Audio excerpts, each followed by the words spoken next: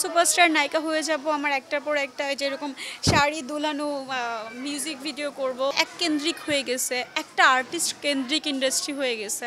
সময় ভালো, এখন একটু পড়াশোনার দিকে সময় দেওয়ার চেষ্টা করছি, তাছাড়া আর তেমন কাজ টাজ নিয়ে প্ল্যানিং করছি না। আর এখন যদি ফুল ফোকাস আমি একটু ফিল্মের দিকে দিতে চাচ্ছি, সো ফিল্মের কথাটা হচ্ছে। আর আপনারা তো জানেন বাংলাদেশে এক একটার পর এক একটা ইস্যু ক্রিয়েট হচ্ছে, আমাদের সিনেমা ওইভাবে তৈরি হচ্ছে না। তো বলা যায় এখন ব্যস্ততা কাজ রিলেটেড নেই, বাট পার্সোনাল লাইফের কিছু ব্যস্ততা আছে।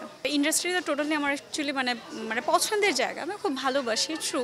বাট মানে আমি অ্যাকচুয়ালি আমার মানে মূল ক্যারিয়ার তো এখানে চিন্তা করছি না রাইট নাও, এখনও যেহেতু আমি জানি না ফিউচার আমাকে কোথায় নিয়ে যাবে বা আমি কী করব। বাট আক্ষেপের জায়গা আমি বলবো না, আমি বলবো যে আমার শান্তির জায়গা। বরঞ্চ একটা কাজ করলে সে কাজটা যখন দেখি, আপনারা যখন সেই কাজের ব্যাপারে আমাকে জিজ্ঞেস করেন বা মানুষের যেমন রেসপন্স পাই, আমার কাছে তো খুব ভালো লাগে। কারা আক্ষেপ করছে আমি জানি না, সিচুয়েশন তো এখন এরকমই যাচ্ছে, বাংলাদেশের তো একটার পর একটা সিচুয়েশনই আসছে ডিফারেন্ট।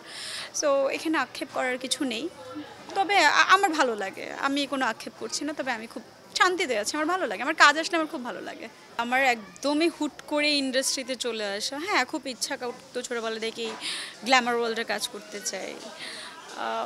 তো ছোটোবেলা আমি শুনেছি, আমি ওইরকম দেখিনি, তবে প্যারেন্টসরা বলতো, আমি সবার কাছ থেকে শুনতাম যে অনেক বেশি পরিমাণে আর্টিস্টরা কাজ করতো, অনেক আর্টিস্ট ছিল, অনেক সিনেমা বিভিন্ন ফ্লোরে সিনেমা হতো।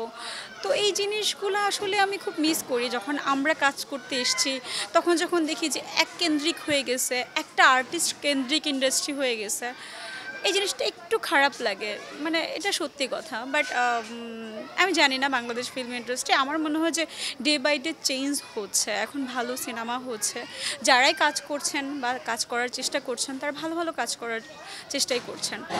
সো আশাবাদী অবশ্যই যে ভালো কিছু হবে, ইন্ডাস্ট্রি চেঞ্জ হবে, ভালো কাজ হবে আমাদের।